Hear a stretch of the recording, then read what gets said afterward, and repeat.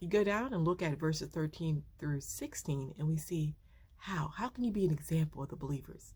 How can we be an example of the believers? How do we grow that people can look at us and see Christ?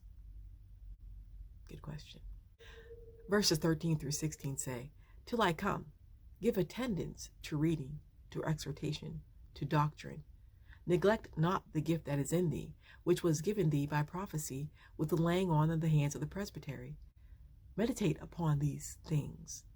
Give thyself wholly to them, that thy profiting may appear to all. Take heed unto thyself, and unto the doctrine continue in them. For in doing this thou shalt both save thyself and them that hear thee." Till I come. Of course, Paul was writing to Timothy and saying, look, keep this up until I come, and then we can go over some things again.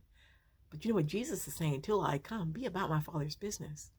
Until I come back, I need you to be doing these things. That's all Christians. We need to do this so that more people will choose to become Christians, can see Jesus in and through us. That phrase, give attendance to, means to hold the mind toward. That is, to pay attention to.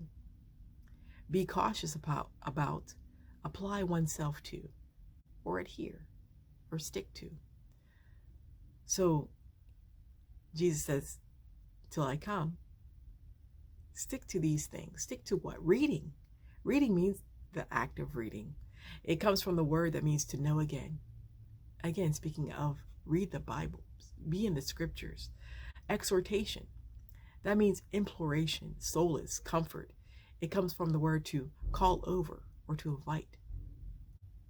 Exhortation, to be in a place where you have received and then you can give. Also, because of that, inviting others into the family of God. Stick to doctrine. Doctrine is instruction, learning, and teaching. All of those things are doctrine. Stick to those things. Timothy, you, me, till I come. The words there, meditate upon, means take care of. Revolve the mind. Think over and over again. Again, that's not that meditation that you often see in yoga. You're not emptying your mind and just not sure what's coming in. No, we're actually filling our mind with the word of God over and over and over again. That's what it means to meditate biblically. To give means to transfer, to pass, to transmit from one to another, wholly. It says to give thyself wholly unto them, unto these things. Wholly is entirely, completely, in all parts, for all kinds. And when it says them or these things, it says meditate upon these things, give thyself wholly to them. These things and them both are speaking of the scriptures, the doctrine, and the reading of the word. The why is given here too. At the end of the last two verses, meditate upon these things, give thyself wholly to them, that, or so that thy profiting may appear unto all.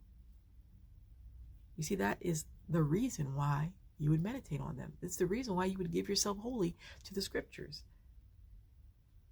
so that thy profiting may appear to all. The word profiting means progress or advancement. It means growth. You see, you meditate on these things and you grow. It says that your growth may be seen to all.